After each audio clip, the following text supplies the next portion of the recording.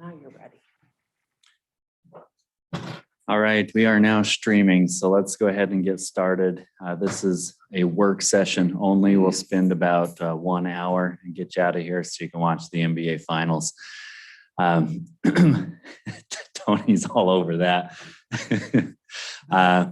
We have Dan and Jason on virtually. Welcome. We're expecting George and Jim potentially.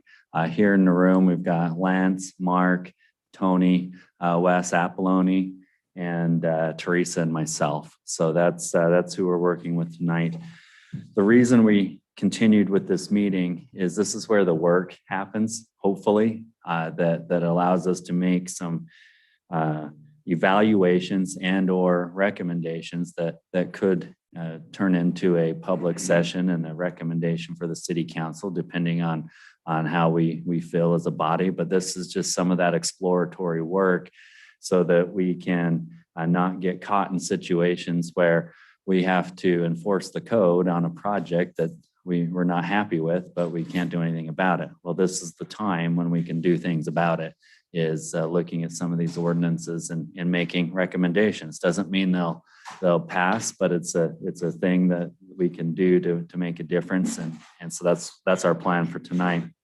There are a couple things on the agenda. We'll spend about 15-20 minutes on each of these, depending on how things go, and we'll move on. So the first is revisiting the fencing ordinance with reference to corner properties. So that's something that I want to review and get some input and determine if things are good as is or if there's merit to looking at changes there. Same idea with the subdivision access points. This came up with some confusion that we had in a project when we were going through the Pheasant Run subdivision. And then we learned that the two access points, one is a public access point, the second one is an emergency access point. And the question is, should we relook at that? Wes at the time shared some guidelines. We never made any changes and or decisions on that, but I didn't want to lose that conversation. So I'm bringing that one back up. The next one is RV parking, RVs, trailers, boats, any of these kinds of things and what those look like. I have some thoughts there that I wanted to explore. And then the mayor, I believe, put on xeriscaping. Is that accurate? Yes. So xeriscaping in manufacturing commercial zones, I imagine staff will take up that agenda item. And then we didn't have any assignments for mixed use, but I do have some thoughts that I summarized from our last conversation that I was just going to share back out and hopefully continue to progress that conversation. So that's our plan for the night. Going into the first one then, the fencing ordinance. This is, and we're going to share on the screen something that I just put together some notes, copied and pasted a couple of things. So if you can pull that up. If not, I'll read it. But currently our fencing ordinance, and I'm only talking about corner lots. Everything else, I leave as is kind of what I'm thinking, but corner lots in particular is what I'm looking at. I'll give you just a minute to pull those notes up. No, this computer won't let me get into my emails, which would have to scan it and send it in. No, I think he's got some. No, it's a different one. It's on the printout for people in the room, but you could log in on your other machine and just share it from that machine. Yeah, I'll do that. So you want? Yeah, we'll just leave this going. I'll review a little bit what my concern is. My concern is twofold. One's functional and one's aesthetic. The functional piece is there are fences. Right now, the ordinance basically says you can't have a fence in the line of sight triangle at the corners. So that's for safety reasons, for functional reasons. But it doesn't prohibit beyond that triangle line of sight having a fence, and a lot of people put those up, and they're right against the sidewalk, and that's where the aesthetic part comes in. It looks terrible, in my opinion, but also it creates places where again the RVs park, and it just makes these weird areas in the city. And so my recommendation is, ideally, it'd be great that you buy a corner lot, you know what you're buying going into it, and I'd love to not have any fences on those exterior boundaries. If there are going to be fences, there are a few examples in town. One is the Burby home in the Fox Point subdivision, which was built by Nielsen, and that fence is it matches the setback, so it's on a corner. It matches the setback of the house. So there's a fence that goes down that side yard, but it's not against the road. It's against the house. It goes back to the rear boundary, and then it turns into a full-size fence and goes back. That's kind of what I'm talking about. There's another one, the Cowan home, that does that. The problem is, in addition to the functionality, it's how these get used over time. This is where, when there's those fences there, that's exactly where people are parking their RVs, boats, and anything else, and they leave them there for days and weeks and months, and basically from May until November. And so that's part of the problem, is it's creating a nuisance because of that. So in addition to the fact that I think they're ugly.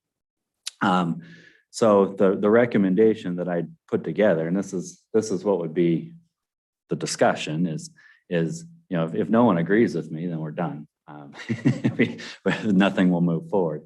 If anyone else has the same concern, then we can propose potential stipulations and see if that flies through the commission, and then make a recommendation to city council and see where it goes from there. But what I'm recommending is I'm making a distinguishing language from interior to exterior boundaries. So the exterior boundary, it means against the street. The interior boundary, it means against a neighboring property. So for a front yard, your interior fence would be a 3-foot maximum height. For the front yard exterior, same thing, 3-foot maximum height, but it has to be at least 50% see-through, and then match the setback of the building. And there are, I think, some pictures. I don't have them here, but I'll send them out so we can look at these if there's interest in moving forward with any of this. So yeah, go down. So now you can see what I'm talking about, that fencing corner lots. These are just the notes. And you can zoom that in a little bigger for us here in the room, because I'm getting old. All right.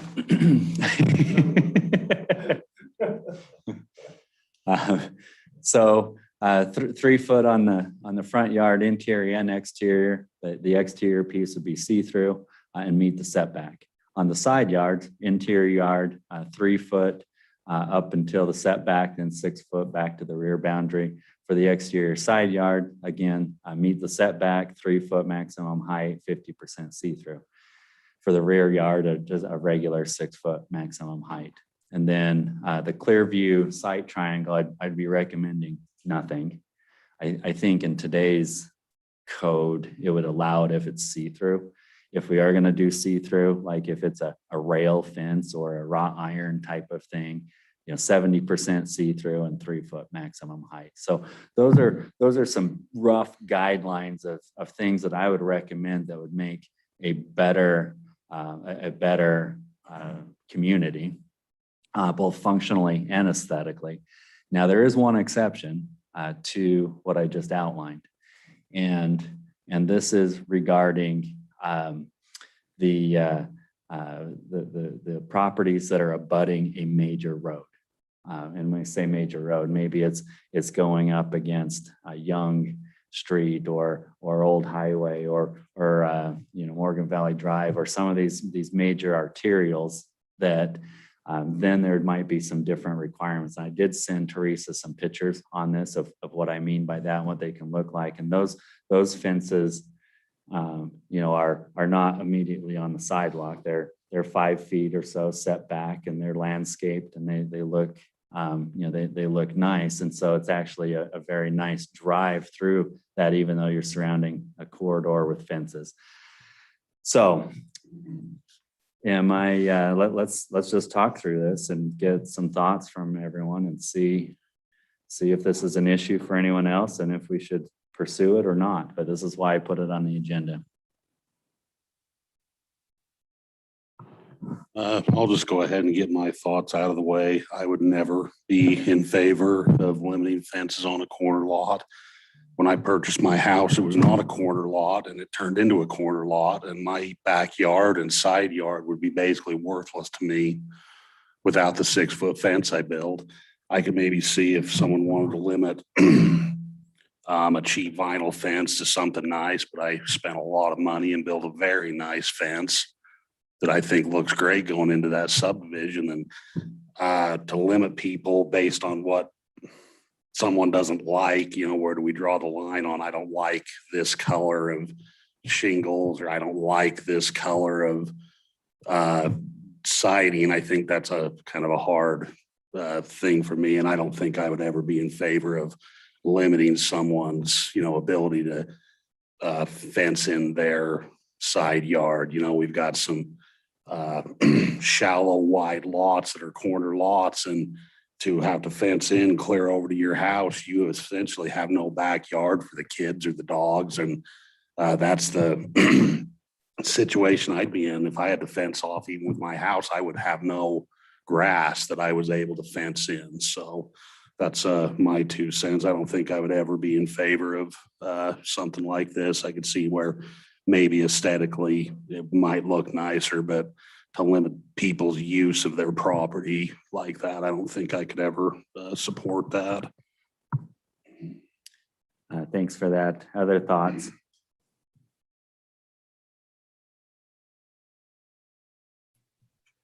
Mr. Chair, can you hear me? Yeah.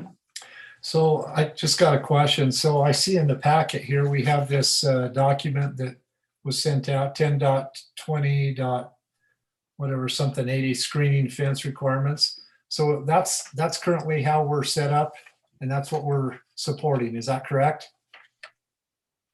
Yes, that is correct. Okay, all right. So you're suggesting these changes. When I look at that diagram, I think there's a safety element to this, right? We want to make sure that as you're coming around a corner, as you're backing out of a house, you can see the traffic that's coming that way. And I think safety is a pretty important key to this.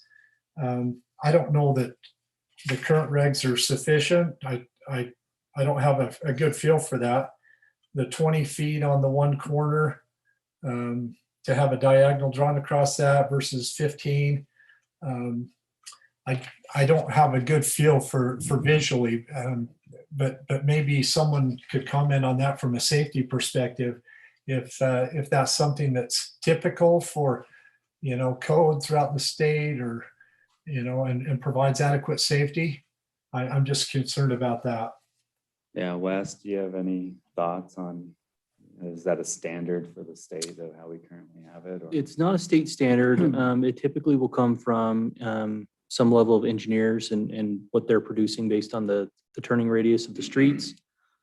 So Layton City just updated their ordinance, and the city was doing 40 feet from back of property or from side corner property line. And you draw a corner off of that, a triangle off of that for the clear view. And it was updated to 50 feet from back of curb. And for us, it wasn't much difference, just because some of our sidewalks and park strips measure different widths throughout the city. So to make it a little bit more uniform. So for us, it roughly didn't hit the same. So it's similar to what, I guess what I'm saying is it's similar to what you already have. You could increase it a little bit. And if there are some issues with some clear view, there potentially are ways to increase it. One of the things that you could look at is increasing it on arterial roads. So although the standard is, 50 feet, you may look at something a little bit bigger, or excuse me, 40 feet, you may look at something a little bit bigger on an arterial road, but it'd be something that we'd want to pass through the engineering department and have them verify. Sure. Dan, does that help? When did we pass that ordinance? Yeah, go ahead. Yes. When did, I remember discussing this issue a few years ago. But do we know when that was passed? Because it, yes, yeah, this is something that we discussed at length, not too many years ago. Yeah, ordinance revision was June of 2016. Okay, sounds about right. And of course, our main concern, Dan, was, as I recall, 4 or 5 years ago, when this topic came up and we discussed this, it did have to do with safety, being able to see, line of sight, that type of thing. So I remember spending a fair amount of time on it back then. So I don't know if that answers your question or not, but yeah. Yeah, that's helpful. Thanks, Tony. I appreciate the background.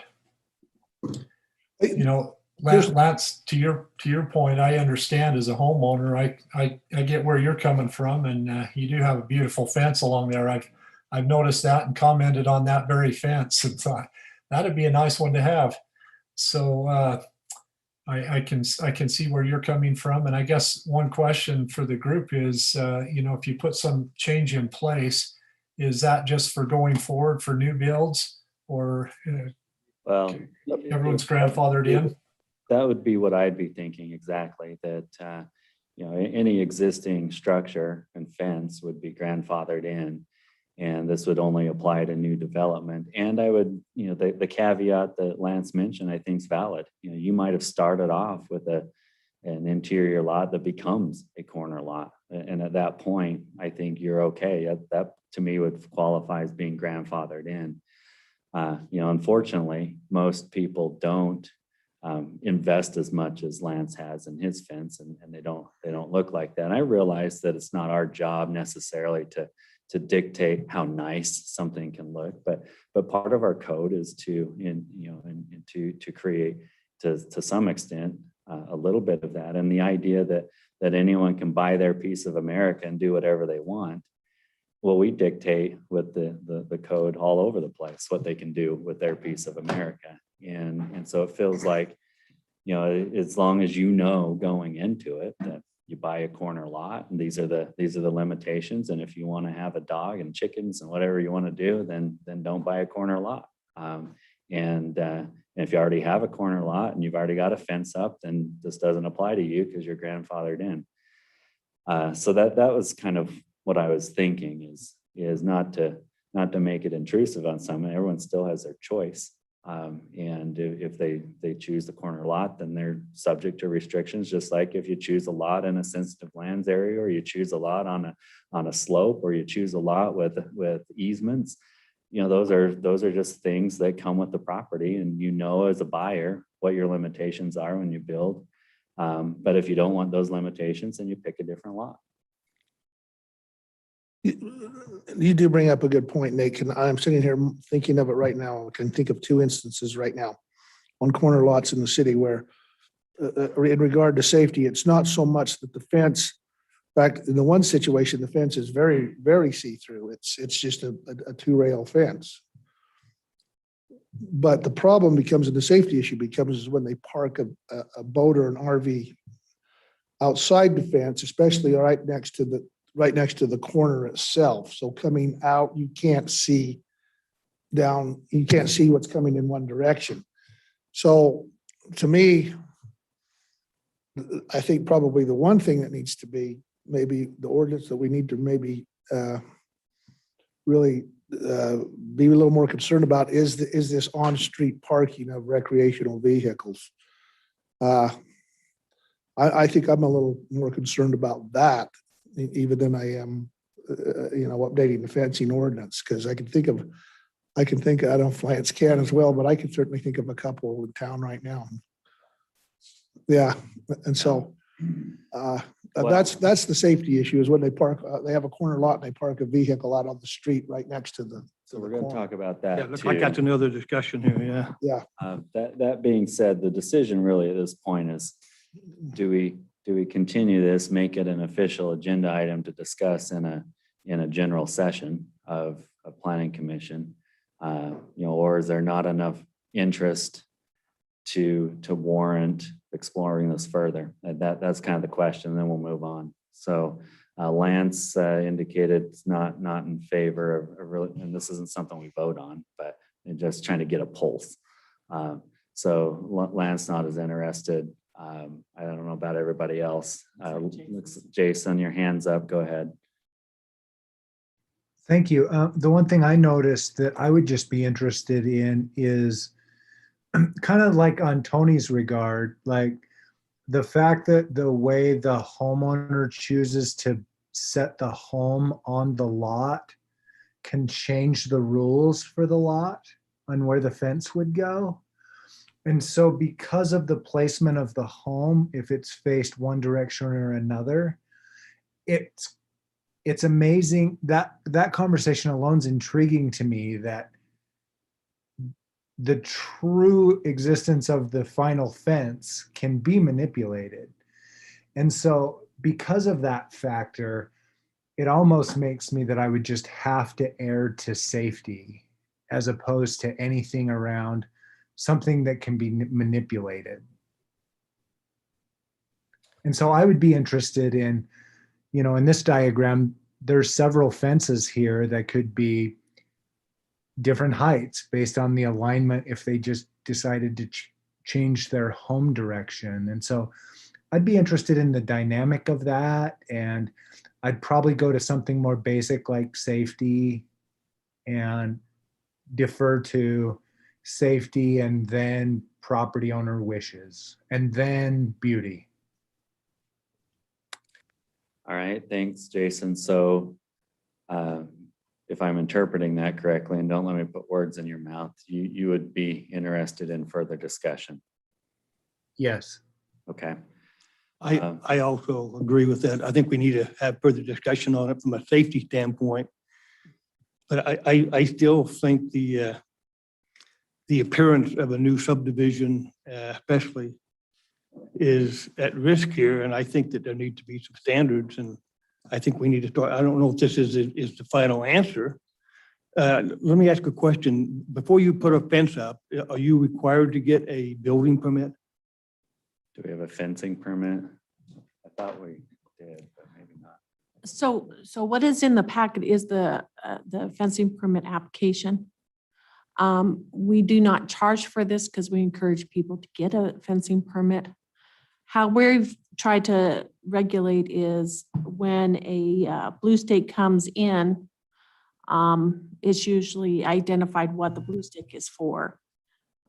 If it comes in, then we have staff will call me and we go ahead and call or the applicant and tell them they need to fill out this permit prior to the fence. So that's how we regulate it.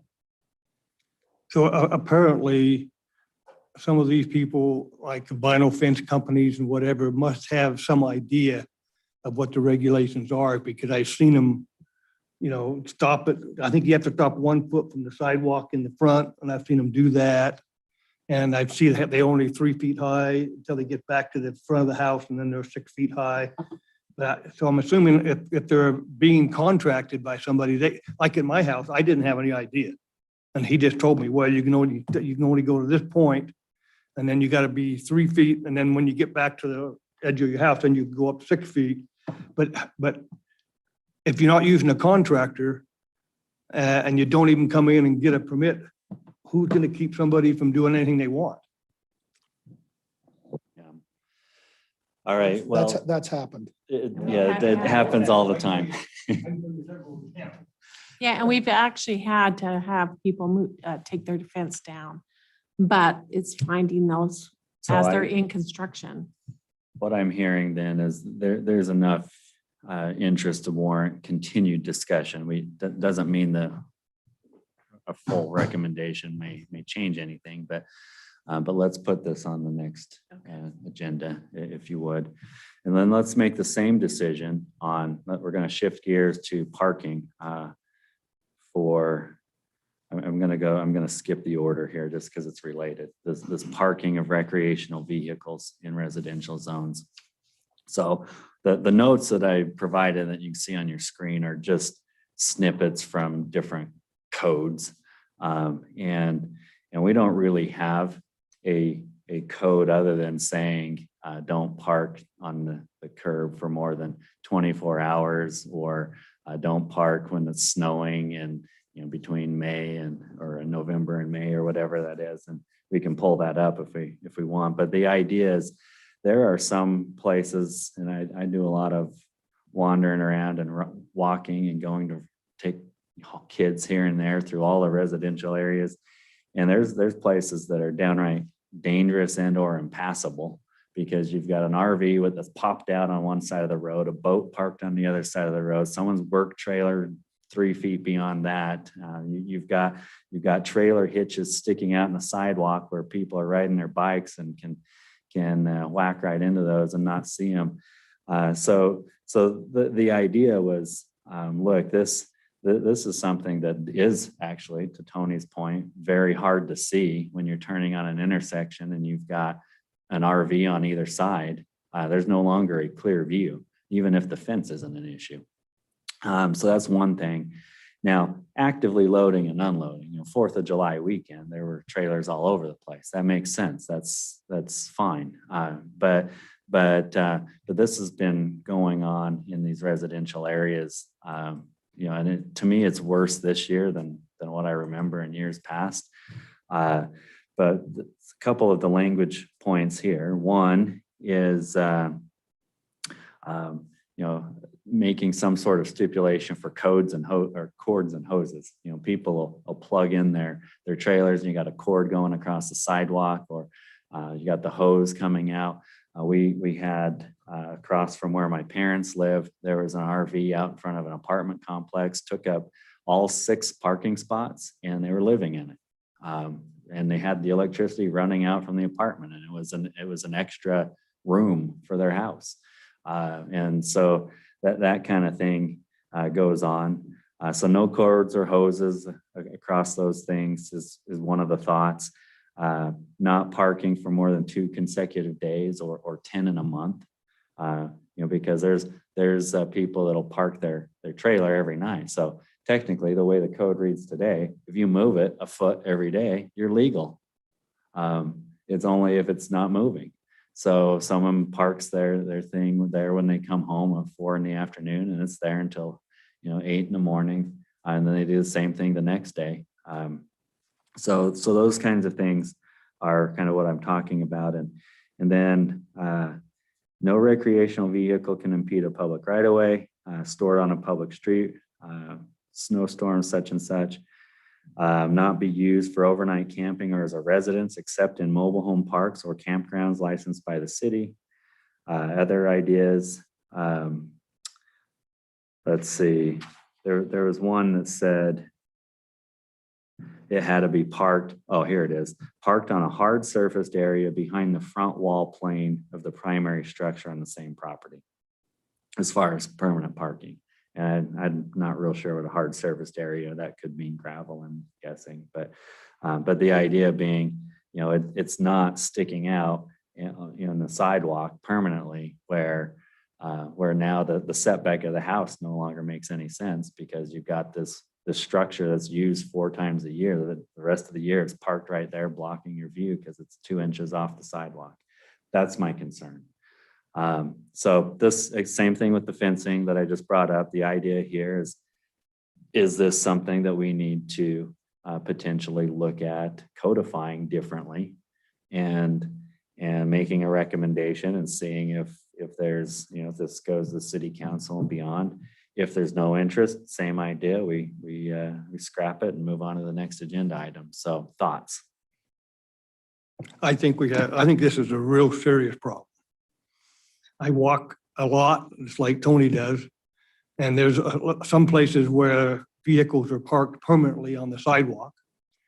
And a lot of people, in order to get the trailer out of the street a little bit, will pull it up over the curb and onto the sidewalk, and that's where they leave it for the summer. And I think it's a real serious problem from a safety standpoint more than anything else, and an inconvenience standpoint.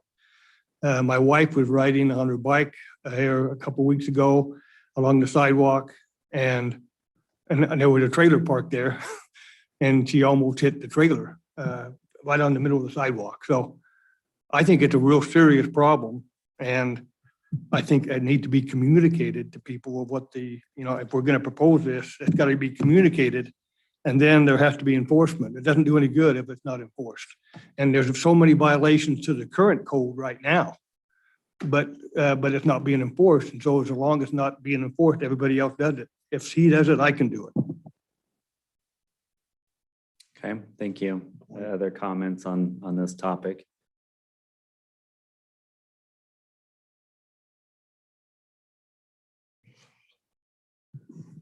I'm all in favor of looking at this. I think the big thing we've got to consider, though, is the enforcement. In the winter, when I'm plowing snow, it is impossible to get enforcement for cars on the street in the winter. We'll plow around cars all winter long.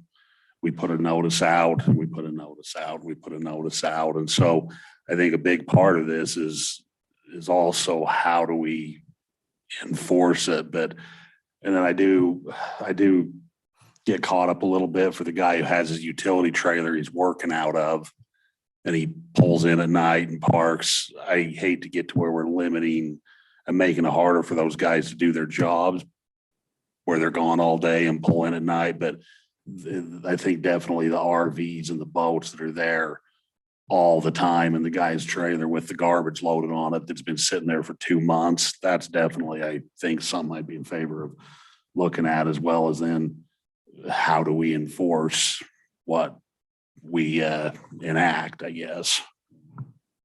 Enforcement's tough. So I'll speak in Ty's behalf because he's not. Oh, he's raising his hand. Go ahead. Go ahead.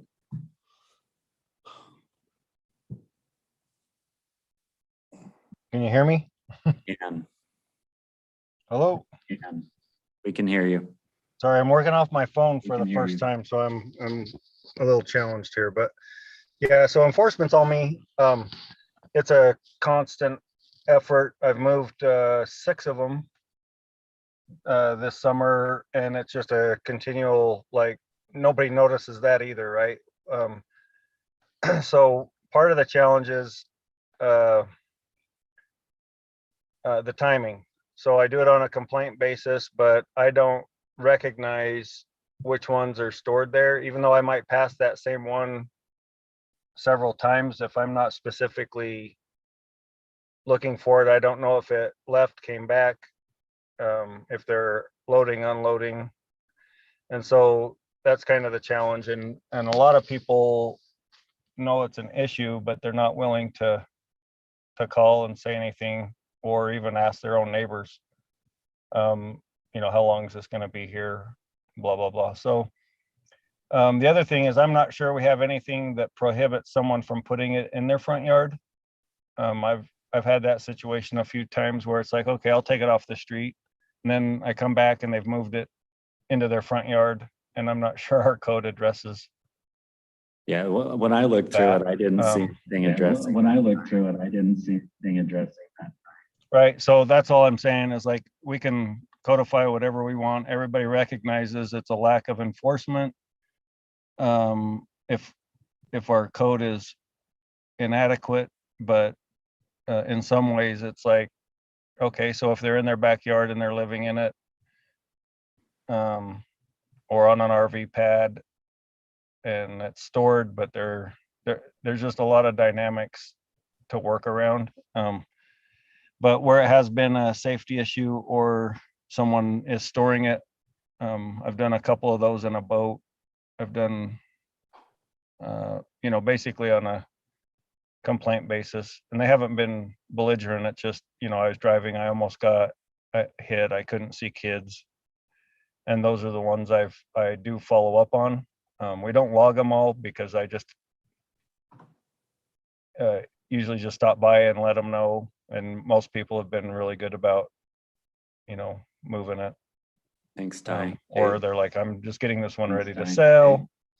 So that's where we're at on the enforcement side, but we need to make sure if we do address it, it doesn't just create a new problem that we don't anticipate. A question I have is, if it's done on a complaint, I'm sorry. Ty, will you go back on mute? Sorry. Ty, will you go back on mute? I'm trying, sorry. Go ahead. And, if it's done on a complaint basis, is that complaint anonymous? Or, because I can see a neighbor who doesn't like what's going on next door, but if somebody pulls up to the neighbor and says, hey, your neighbor next door is complaining about your boat being parked here all summer, that doesn't create very good relationships. But yet, it still needs to be addressed. So if somebody makes a complaint and somebody pulls up to that person and says, your neighbor, Mr. Francis over here, complained about your boat being out in front of the yard, that creates a problem and probably would prevent somebody from making a complaint when they would do otherwise. So, Yeah, so this is one that's been anonymous. If it's just general, like, I'm just making you aware, like this has been here for a week.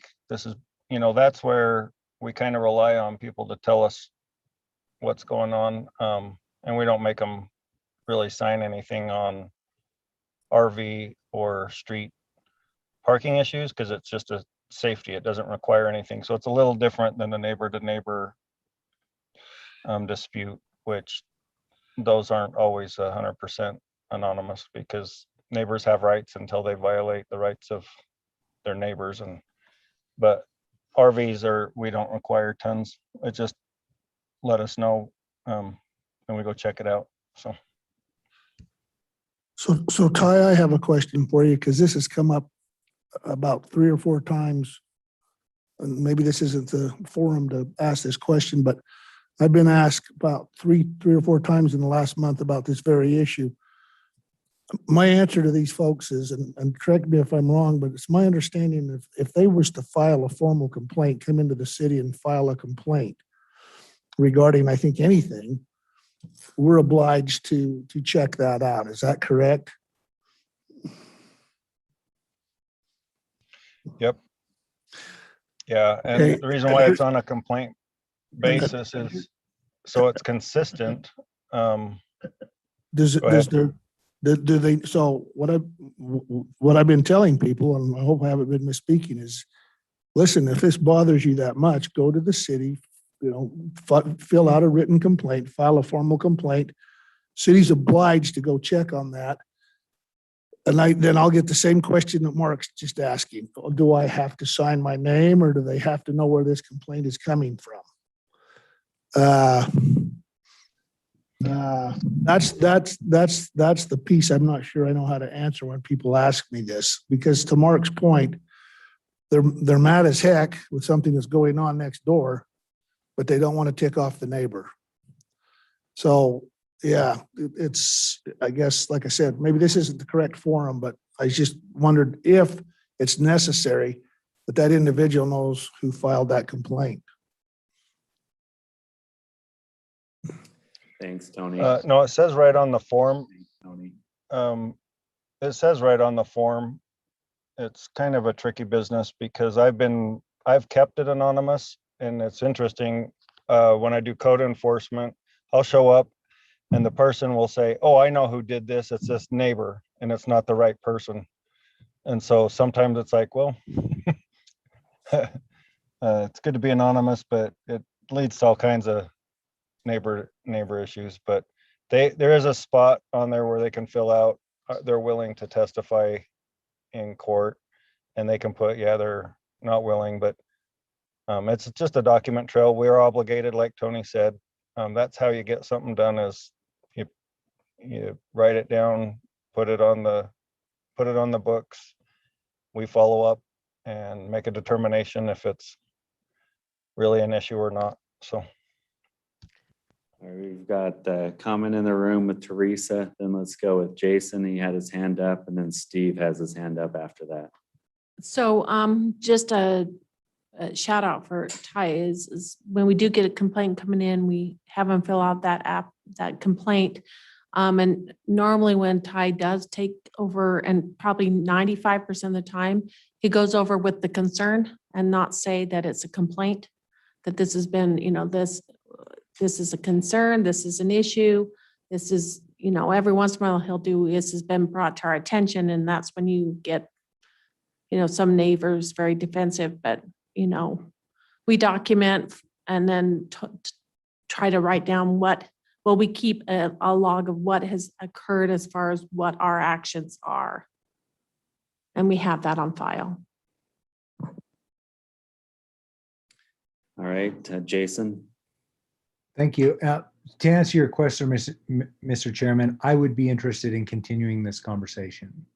Some of the topics I would like to cover during that would include, I would advocate for the person that wants to use the property in front of their house as much as possible, as long as it's safe, within reason, and not permanent in nature.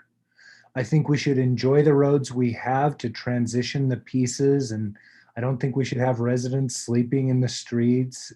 And I think there's issues of driveways and tripping cords and things like that. And I would be interested in the discussion to find the right safe balance where we could find some flexibility in those transitions and those times on the road, maximizing safety, and also allowing, clear rules about, hey, guys, because we have these rules, you don't get to park it on the sidewalk.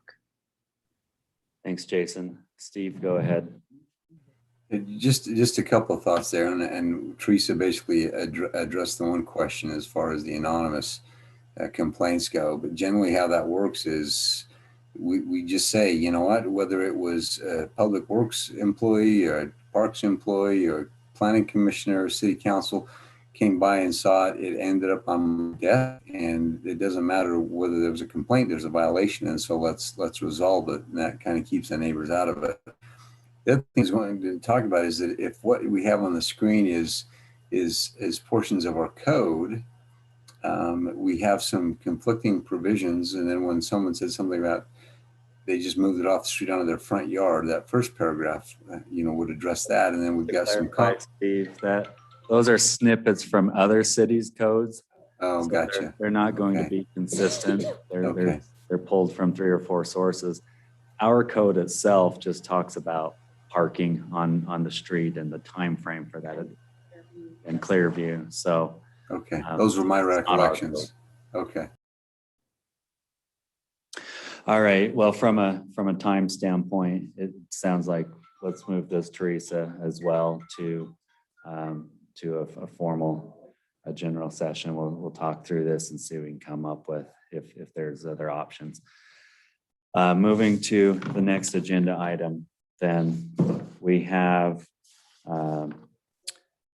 let's talk about the park strip and landscaping requirements in manufacturing and commercial zones, allowing xeriscaping and or reducing green space requirements. So this was one that I think city staff has put on the agenda, so I'll turn it over to.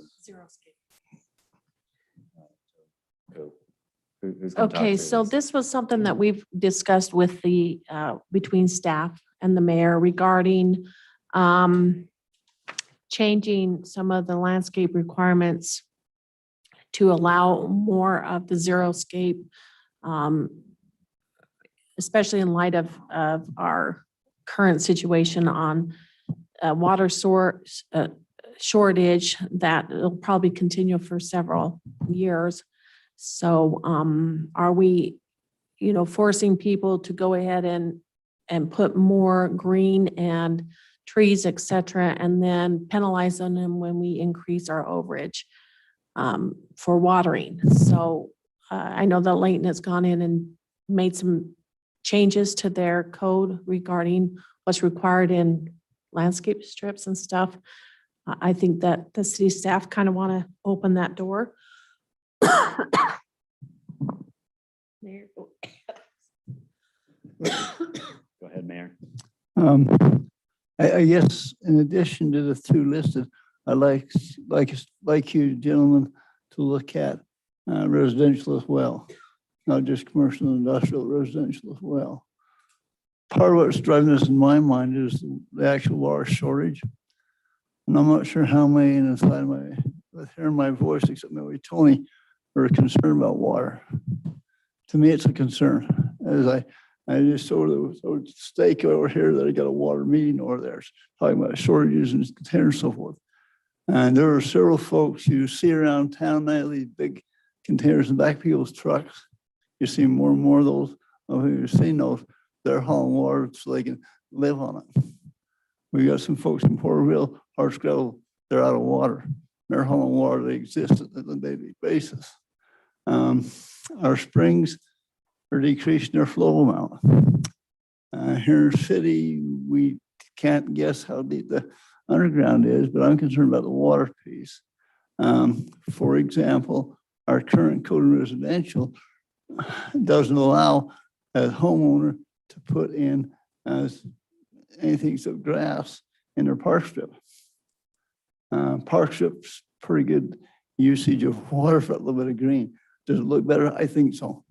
Then the situation of water makes me concerned. Can we have a good choice, make some exceptions, or make it change our rules to allow some people to do some more zero-scaping residential?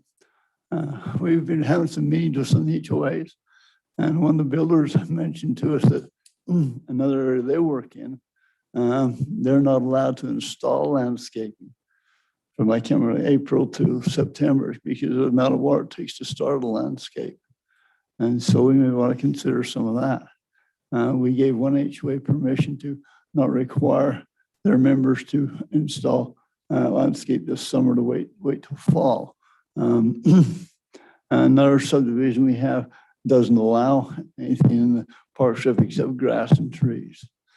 And so I guess those are some considerations in the light of my concern over water that we look at yards and things. There are various codes. Layton has some concepts for us to look at some point if we want to. As far as percentages rather than the whole amount, certain percent needs to be greenery rather than the whole thing as we currently have in our code. For a year, we've talked about industrial. Do they need trees and grass in their park strips? I know the ditch companies have shared an interest in us not requiring that due to those trees going down into their covered ditches and causing problems in their ditches. They request we consider not requiring, because in our park strip is also our utility strip where you've got all the utilities, water lines, power lines, sewer, ditch, covered ditches, so forth.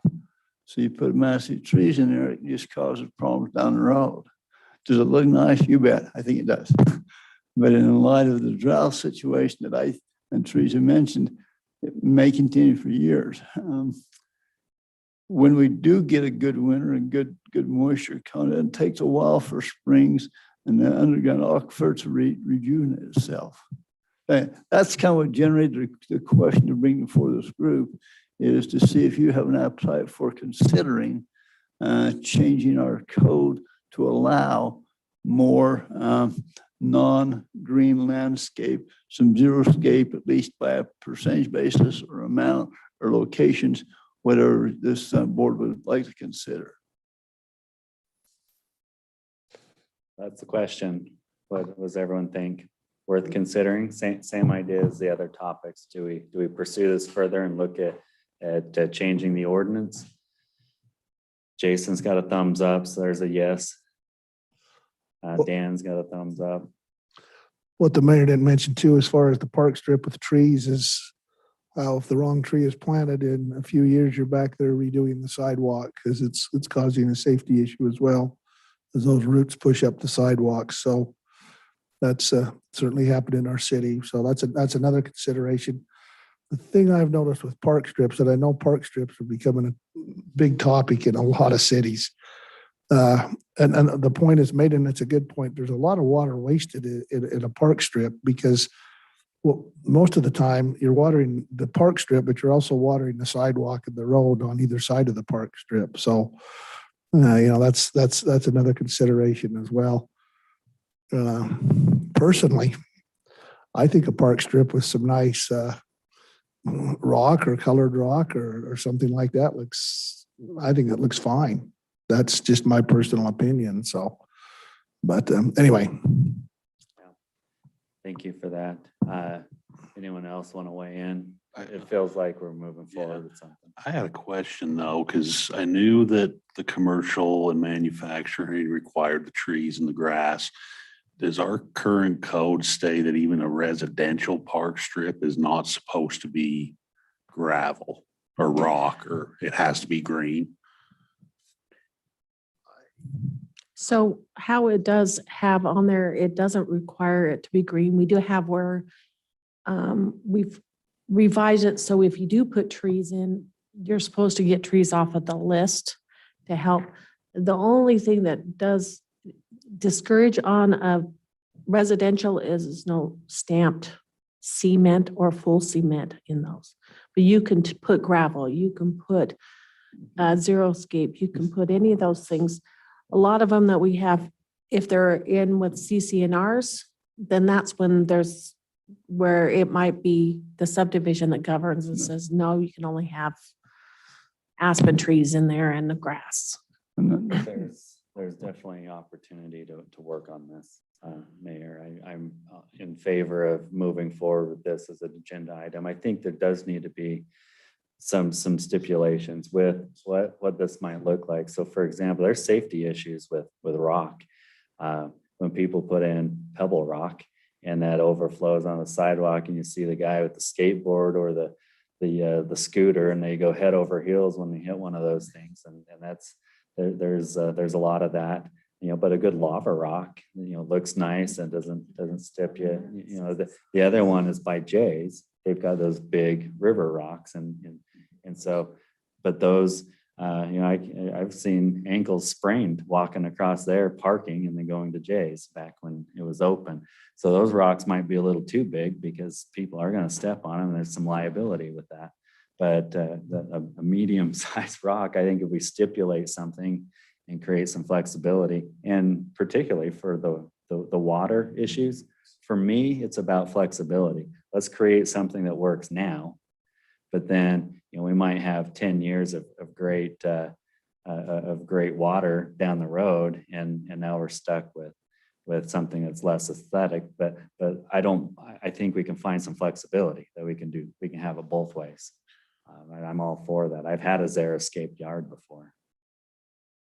Well, if I can just add one more thing, then I'm putting my city hat on for just a minute. Anything we can do to discourage people from putting trees into the park strips is a win for all of us, because there's years we spend a small fortune doing repairs to sidewalks and curb. And so anything we can do to discourage that, I think is a win for all of us. And I'm not entirely convinced on that. I mean, I'm all for, let's be smart about what trees we put in and let's not, disrupt but trees can look very good to your point that they look good, but they have down the road problems. And sometimes those problems I think are prematurely addressed. Even going into my subdivision, there were trees on both sides. It was a nice entrance. They had 10 years maturity. They looked great and started to buckle some of the sidewalk. And so cut down, which was odd because, if we cared about the sidewalks in the city, why start there? Yeah, so I mean, we've got opportunity, I think, to make some recommendations that can maybe do it both ways. And hence, I think that's why we came up with the list of trees a few years ago. I remember having that discussion. Well, yeah, Not that long table ago. 4.3 permitted street trees is right here. That wasn't that long ago we had that discussion. All right, so this discussion will continue. Is there anything else, Mr. Mayor, that you wanted to add on that? Okay, we'll move forward with this. Next agenda item, there's actually two. And the one I'm going to come back to, but I'm going to go mixed use first. We're not going to talk about mixed use today. This is just more of a recap of some of the things that we talked about in the last session. There was the where, what, and why. These were the questions that were coming out, and some of the thoughts that of where those wheres should be. Commercial Street, waterfront, arterial intersections, State Street, recplex, and neighborhood convenience points. Now, outside of that, there are two types of mixed use, vertical and horizontal. One's more commercial and one's more residential. As far as the why we want mixed use, there's different whys. The vertical mixed use in a central business district is that pedestrian friendly sense of community, live, work, play, lifestyle. For the horizontal mixed use, it's the flexibility, it's return on investment, diversification of risk, different things like that stand out.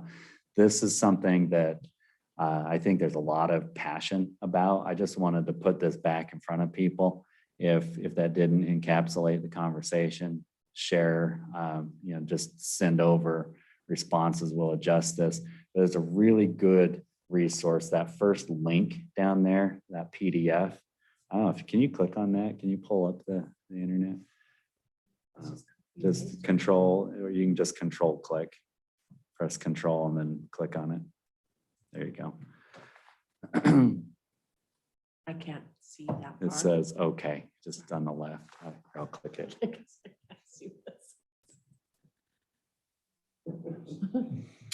So for those that are looking at this on the screen, hopefully you can see it, but this is just some guidelines. And what I like about it is it has pictures. So here's some ideas of what's desirable versus not desirable. And then it goes into different styles and tells you about it. There's lots of pictures, what's desirable, and location of commercial and residential uses. And then it has, this one's desirable on the left, this one's not desirable on the right because it's bulky and the whatever. So it goes through and talks through these principles. And I thought it was a really good resource that has visuals on different types of mixed use. So that's something I thought as we start to go into more of our mixed use conversations and the general plan revision and what happens in the future, it's another resource that can inform our decisions. So that's the only reason I was sharing that tonight, is just to make sure everyone had this available to them. Last agenda item. This is subdivision access.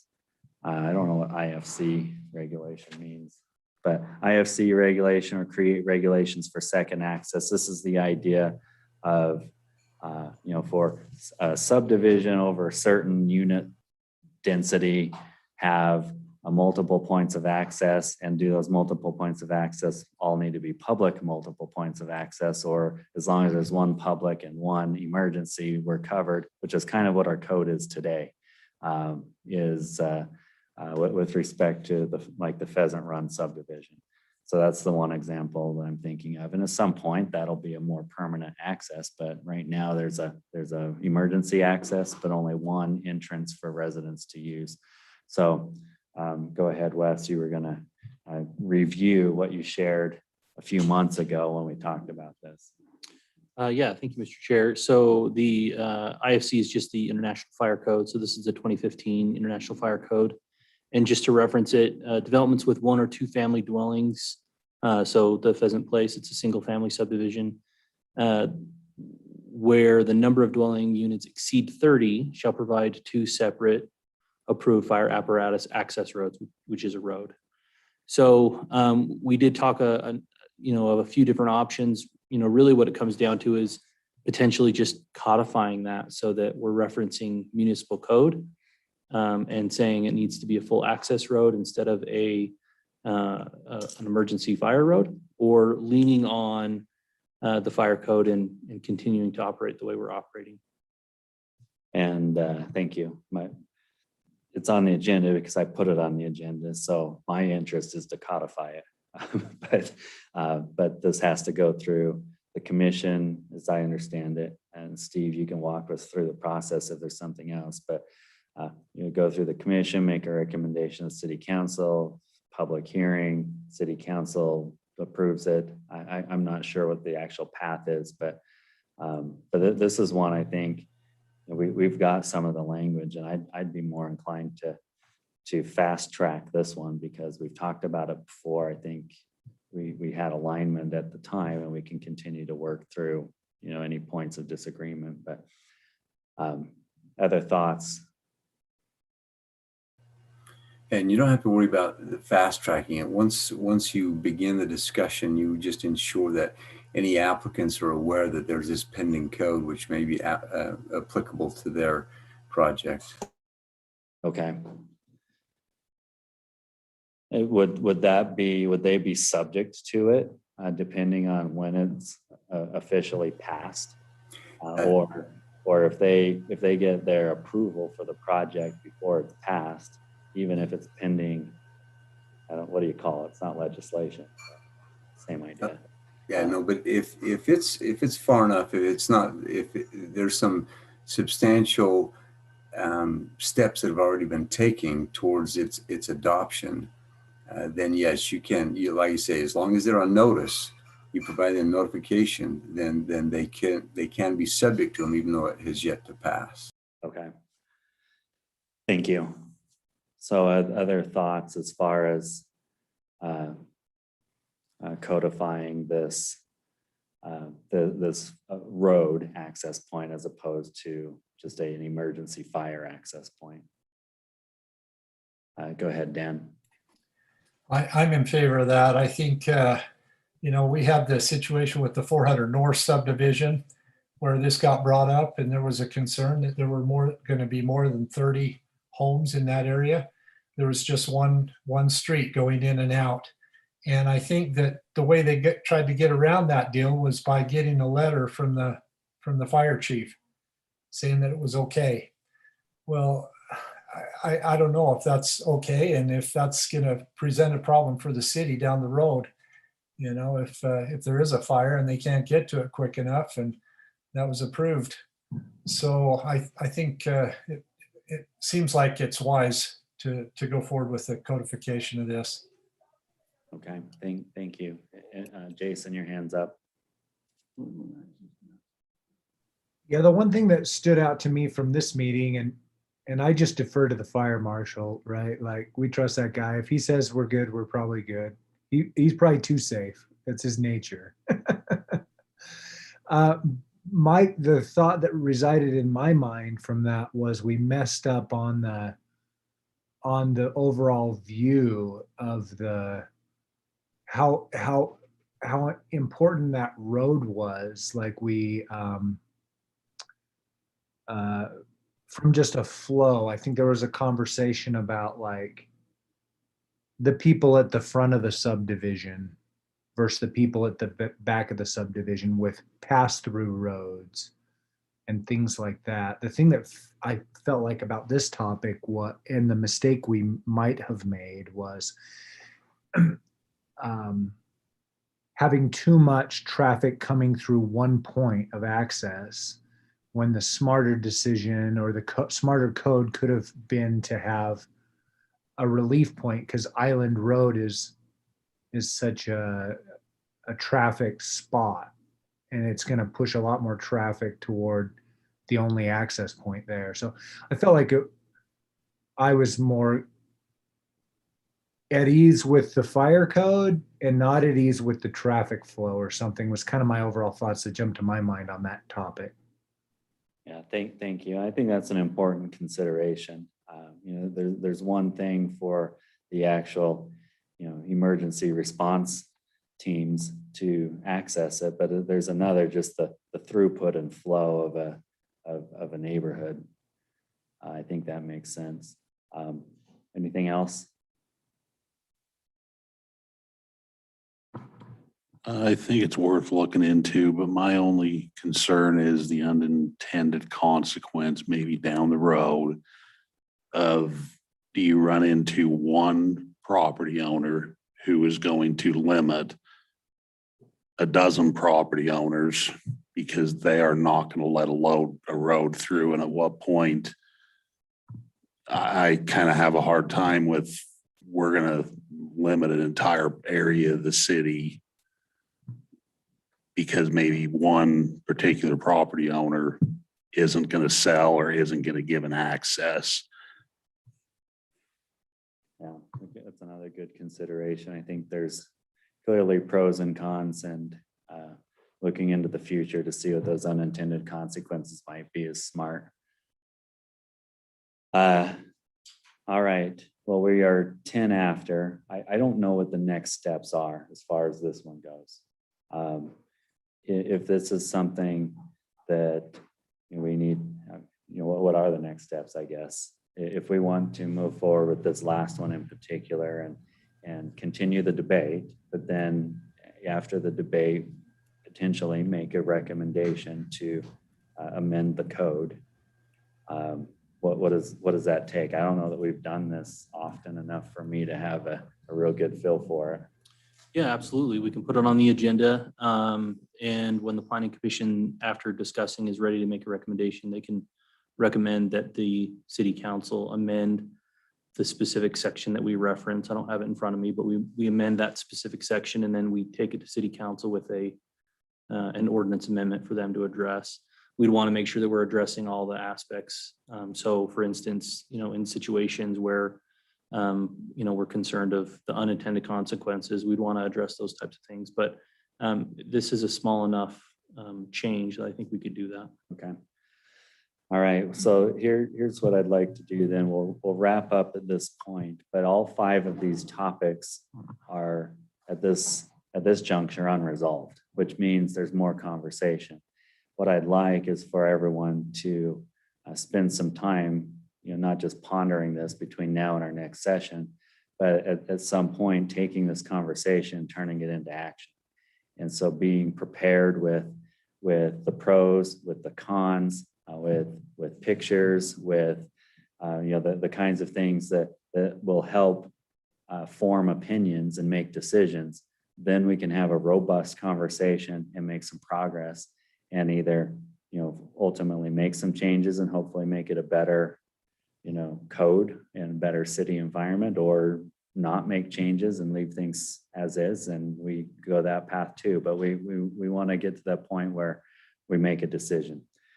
So that's the ask between now and next month, is let's review these 5 items, spend some time on your own, do some homework, look at pictures, come prepared with your arguments with respect to how we should move forward. So that's all I have. Is there anything else from anyone before we wrap up? Oh, go ahead, Steve. Nope, you go ahead, Teresa. Okay, this is probably, Steve could answer more, but in the past, what we've done, it doesn't mean that you can just go ahead. You need to have one meeting where you do the entire code and we have a public hearing. We can actually have a discussion, ask staff to draft an ordinance, and then we can review that draft till you feel confident enough of what you would like it to be prior to the public hearing in the planning commission and city council. So just let you know, that is part of the process to help. Thank you. Anything to add to that, Steve? It's just as a part of that, based on the assignment you've given the commission, I would not expect staff would come with any language at the next meeting, but based on a refined discussion amongst the commission, the following month, we could present some language around which we could have future debates. And then, as Teresa stated, once we have that refined, then at that time would start our notifications regarding the public hearings and the recommendations to the city council. If I've misinterpreted that, let us know. And like Weston indicated, the fire code seems to be a relatively simple one. We could probably have that language ready for the next time. So we'll just, whatever your direction is, Mr. Chair. Thank you for that. Ty, your hands up as well. Ty, your hands up as well. Yeah, so my only question is, are you expecting all 5 at the next one, or do you want to take a You know what I mean? So like if staff's gonna draft language, are we gonna get all 5 of the detail of all 5 of them accomplished in one meeting, or do you want Yeah. to start I can checking them off? finish all That's 5. the only It's a question good, I have. a lot to bite off. Maybe I'm kind of inclined to take the last one we talked about first, and move forward with that, maybe part of the general agenda once we're ready. And then the others we can leave as talking points in the work sessions, but not on the general agenda. And there's no reason why we have to address everything in a work session. Is that accurate?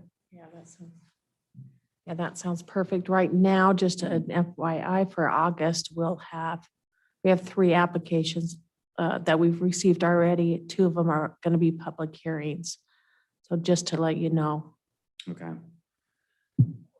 So that would be the direction, is let's prepare ourselves to have your conversation about the others and continue that research. We're going to focus on this point of access part of the code.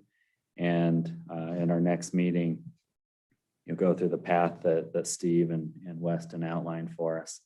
And we'll go from there, but we'll leave the other items on the agenda. As far as the work session's concerned, we may or may not cover them depending on, how much time the other topics take. That being said, I don't have anything else. And let's go ahead and adjourn the work session, and we'll meet next month. See y'all. Thanks.